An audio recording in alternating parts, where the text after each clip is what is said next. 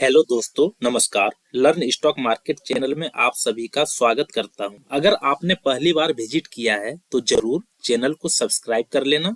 दोस्तों, आज इस वीडियो में बात करने वाले हैं एक ऐसी स्ट्रेटजी के बारे में जिससे आप रेगुलर बेसिस पे पैसिव और एक्टिव इनकम बना सकते हो विदाउट लॉसेस। इस स्ट्रेटजी में आपको लॉस हो ही नहीं सकता है। अक्सर देखा गया है दोस्तों, शेयर मार्केट में लोग ऑप्शन ट्रेडिंग में, इंट्राडे ट्रेडिंग में अपना कैपिटल जीरो कर लेते हैं, बट ये स्ट्रेटजी बहुत ही सिंपल है। तो ये स्ट्रेटजी कौन सी है? तो दोस्तों, इसका नाम है ट्रेडिंग इन सिल्वर बीज। सिल्वर एक ऐसा कमोडिटी है जिसकी कीमत हमेशा बढ़ती ही जाती है, लेकिन अगर शॉर्ट टर्म की हम बात करें तो ये ऊपर नीचे होता रहता है।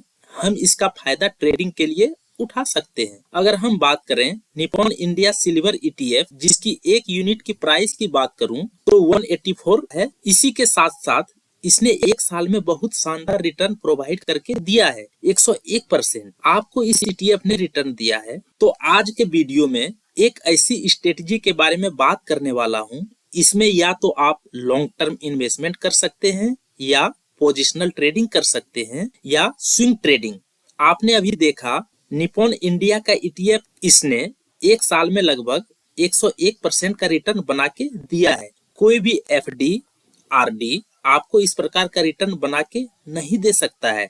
और आप जो यहाँ पे निवेश कर रहे हैं वो सिल्वर में लगने वाला है, वो भी आपका एकदम सेफ रहने वाला है। जब भी चाहें तुरंत ही आप एग्जिट ले सकते हो। लगभग जितने भी प्रोमिनेंट एसेट मैनेजमेंट कंपनियां हैं, उनकी सबकी अपनी अपनी सिल्वर ईटीएफ है, और सिल्वर ईटीएफ एक बहुत ही बेहतरीन ईटीएफ है। सिल्वर का कोई भी ईटीएफ सिल्वर को ट्रैक करता है। आप बिल्कुल निश्चित रहें, सिल्वर जिस तरह से प्राइस मूवमेंट करेगा, सिल्वर ईटीएफ का भी मूवमेंट वैसा ही होगा। मामूली सा ट्रैक एरर होता है, दैट कैन बी इग्नोर। किसी भी सिल्वर ईटीएफ को खरीदने से पहले आपको कुछ पॉइंट पे ध्यान देना चाहिए। एक अच्छा सा एएमसी होना चाहिए। एएमसी का मतलब होता है एसेट मैनेजमेंट कंपनी। एएमसी भरोसेमंद होना चाहिए। फंड का साइज, जिस ईटीएफ में आप निवेश कर रहे हो उसका एयूएम 1000 करोड़ से ज्यादा होना चाहिए। एयूएम का मतलब होता है एसेट अंडर मैनेजमेंट। जिस ईटीएफ को आप बाय कर रहे हो उसका वॉल्यूम बहुत शानदार होना चाहिए।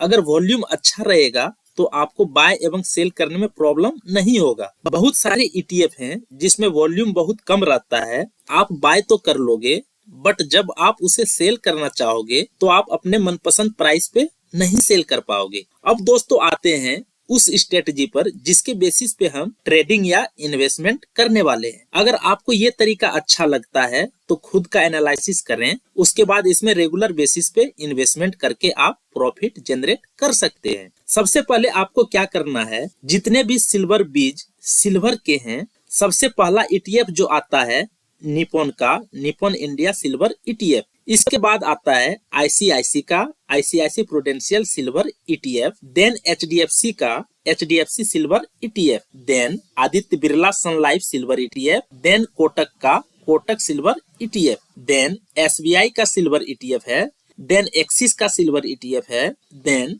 टाटा का है Tata silver exchange traded fund, then UTI का हो गया UTI silver ETF, then Mirae Asset silver ETF हो गया। ये 10 ईटीएफ हैं, और भी हैं। इस 10 ईटीएफ को सीक्वेंस वाइज अरेंज कर लेना है एवं आपको अपने वॉच लिस्ट में इसी सीक्वेंस में ऐड कर लेना है। ढूंढने में आपको कोई प्रॉब्लम न हो, इसलिए सबके सामने ईटीएफ का कोड लिखा हुआ है। ग्रो ऐप में सिर्फ आप ईटीएफ का नाम ही डालोगे तो आसानी से मिल जाएगा। जीरोधा में आसानी से नहीं मिलता है, वहाँ आपको ईटीएफ का कोड डाल के सर्च करना होगा।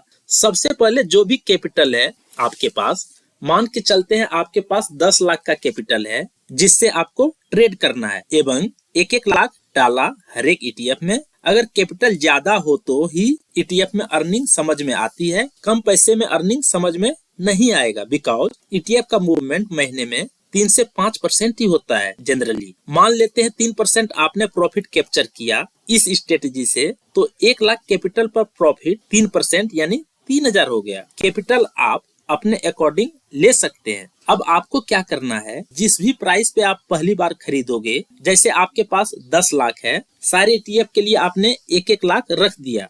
सबसे पहले आपने 1 लाख का सिल्वर बीज खरीद लिया निपुण इंडिया का। जिस रेट पे आपने खरीदा सबके प्राइस आपको नोट कर लेना है। जैसे आपने 184 का खरीदा निपुण इंडिया का 1 लाख रुपये का, उसी टाइम पे सारे ETF के प्राइस नोट डाउन करके रख लेना है। वॉच लिस्ट में आपको प्राइस दिख रहा होगा, जैसे मैंने यहाँ पे डाल दिया है। अब आपके माइंड में एक क्वेश्चन आ रहा होगा, ये सारे तो सिल्वर बीज हैं, कोई 184 का मिल रहा है, कोई 192 का मिल रहा है, कोई 18 का मिल रहा है। देखिए सारे में फैक्टर लगे हैं, कोरिलेशन फैक्टर होता है। वैल्यू सबकी उतनी ही है। 184 की जितनी वैल्यू है 1 लाख रुपए का लोगे, 18 रुपए का लोगे तो भी उतनी ही 1 लाख रुपए की उतनी ही वैल्यू की मिलेगी, और सारे इक्वल रेशियो में ही ऊपर नीचे होंगे, क्योंकि सारे सिल्वर को ही ट्रैक कर रहा है। जैसे गोल्ड का एक ही समय पे पूरे वर्ल्ड में अप्स एंड डाउन्स होता है, या क्रूड ऑयल, उसी प्रकार सिल्वर भी पूरे वर्ल्ड में एक ही जैसे अप्स एंड डाउन्स होते हैं। यहाँ पे मैंने 10 स्टेप तक प्राइस को रखा हूँ। इसमें क्या किया गया है, 3-3% गैप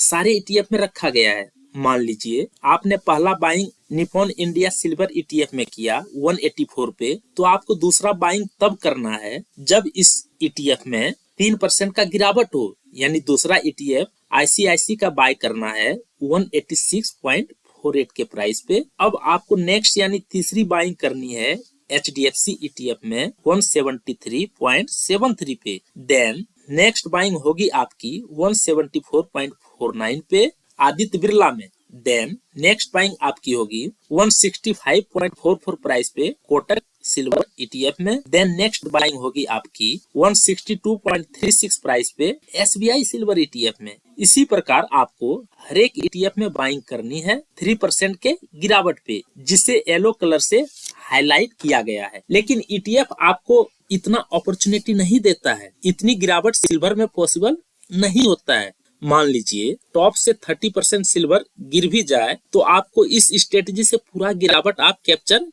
कर सकते हो। बीच में मार्केट कहीं भी यू टर्न ले लिया अपसाइड, मान लीजिए SBI सिल्वर ETF से मार्केट ने यू टर्न ले लिया, यहाँ तक मार्केट गिरा, देन यू टर्न ले लिया, तो आपको क्या करना है, SBI में 3% का प्रॉफिट बुक करना है। अगर आपने 1 लाख रुपया डाला तो आपको 3000 का प्रॉफिट हो गया। इस प्रकार आपका टारगेट आता जाएगा। देन आपने स्ट्रेटेजी के अकॉर्डिंग नेक्स्ट ऑर्डर लगा के छोड़ देना है। इस स्ट्रेटेजी को आप रेगुलर लाइफ टाइम तक अप्लाई कर सकते हो जब तक ये मार्केट चल रहा है। इस स्ट्रेटेजी से रेगुलर अर्निंग कर सकते हो, बहुत ज्यादा टाइमिंग कंज्यूमिंग भी नहीं होगा और आपको रिटर्न दे देगा। मान लीजिए आपका ETF और भी ज्यादा गिर गया, वर्ल्ड इकोनॉमिक क्राइसिस आ गई, और भी ज्यादा गिर गया, लॉस तो बुक करना ही नहीं है, हम वेट कर लेंगे। फिर से जब हमारे प्रॉफिट में आएगा तो हम प्रॉफिट बुक करना स्टार्ट कर देंगे। ETF में आपके कैपिटल का जीरो होने का रिस्क बहुत ही कम है, ये तो श्योर है, खत्म नहीं हो सकता, लेकिन इसमें कुछ रिस्क हैं। अगर मार्केट नीचे जाएगा तो आपका ETF जिस इंडेक्स को फॉलो कर रहा होगा, जिस इंडेक्स को ट्रैक कर रहा होगा, वो इंडेक्स अगर